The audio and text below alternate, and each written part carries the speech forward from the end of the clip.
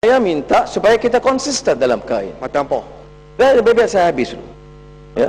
Bercakap soal Saya jawab tu kena betul. yang bangkit. Jangan kata pemimpin UMNO yang beli syarikat San Miguel. Itu tak betul. Ya. Itu tak betul. Pemimpin UMNO. Pemimpin UMNO mana? Sahabat you dulu lah.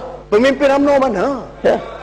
Pemimpin UMNO mana yang beli Memang syarikat San saya tahu Miguel? ketua pemuda Rembau dia sengaja nak suruh saya sebut nama Tun Mahathir. No. Yang beli syarikat tu Tun Mahathir ke? Yang beli syarikat tu Tun Mahathir ke? Syarikat keluarga.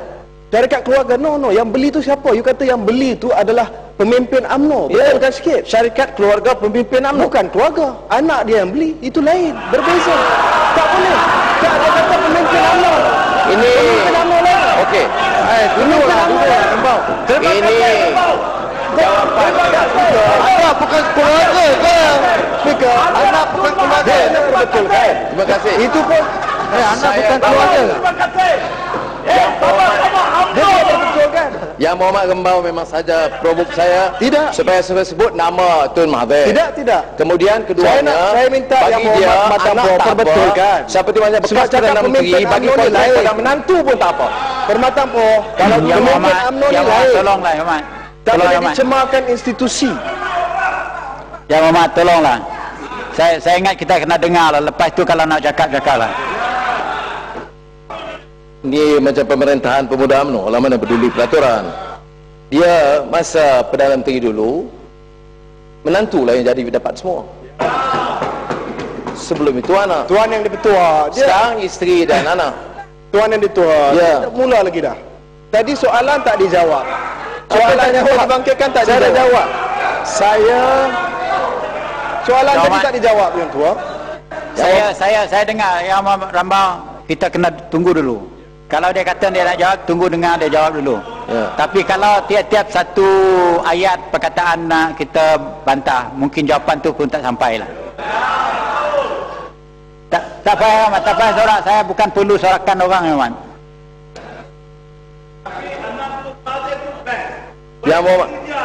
Yang Muhammad pengusi, yang dibangkitkan juga ialah masalah ternakan khizir. Ternakan khizir di Kedah dibangkitkan oleh Yang Muhammad Labis, mengatakan bahawa kita bukan ternak gaya, penyembelihan khizir. Penyembelihan ini di masa UMNO semula 30 tahun tidak berlesen.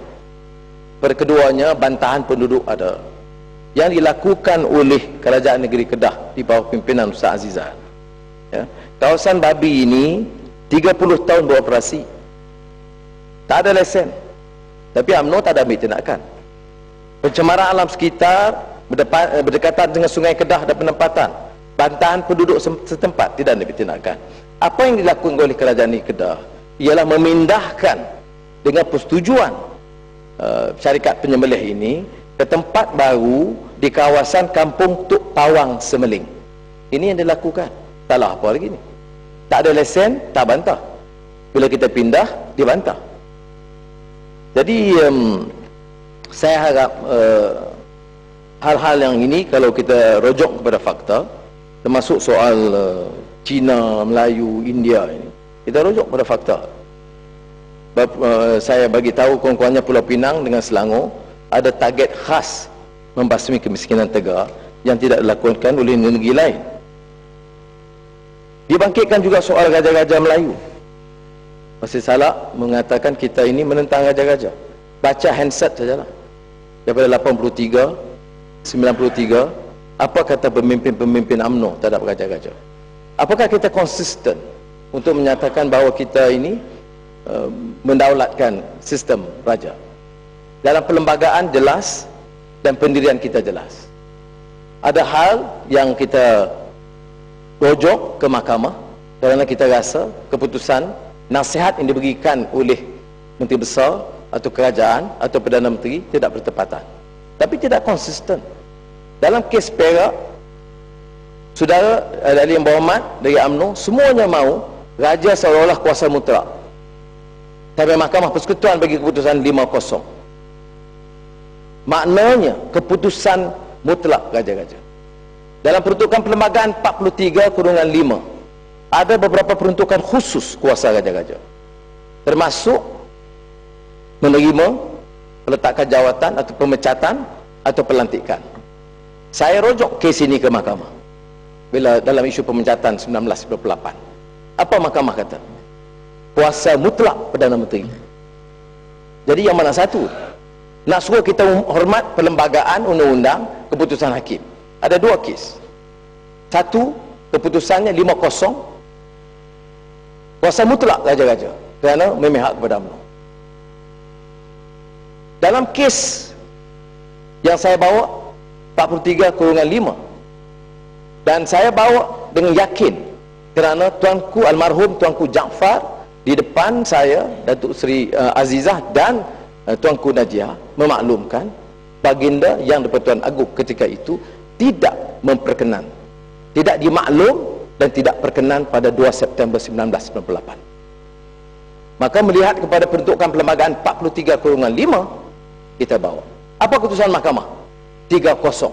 Keputusannya Agong tidak ada kuasa sama sekali, walaupun dalam 43/5 Agong mesti dimaklumkan dan perkenan perlantikan menteri dan pemecatan.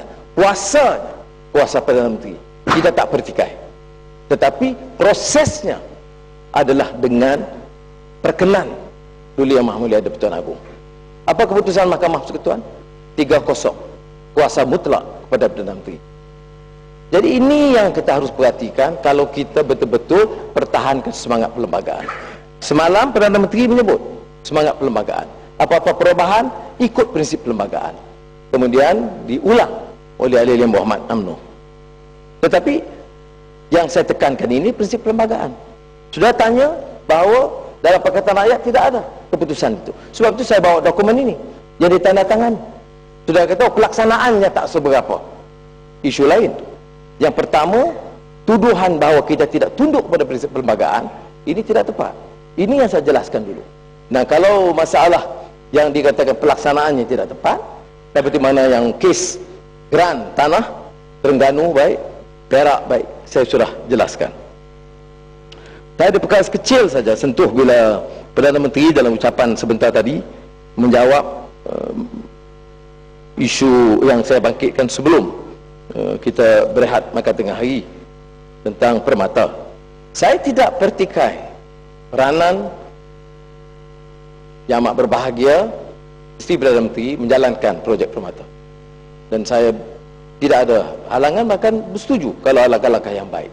Saya hanya pertikai mengapa satu projek ini dimasukkan dengan diminta dalam titah diraja memberikan perhatian dan pujian.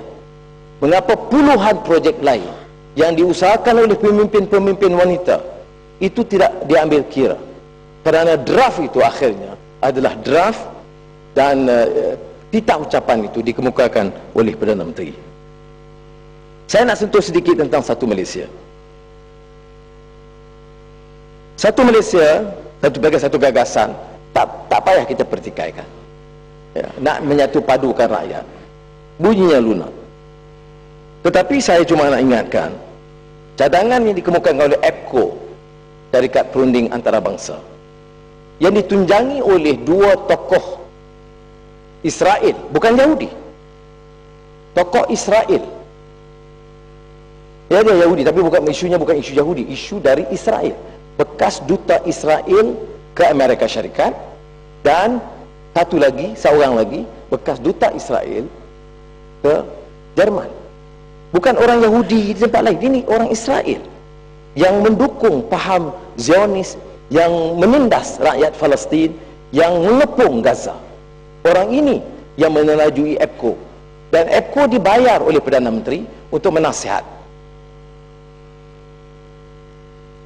Tidak jadi isu kepada UMNO.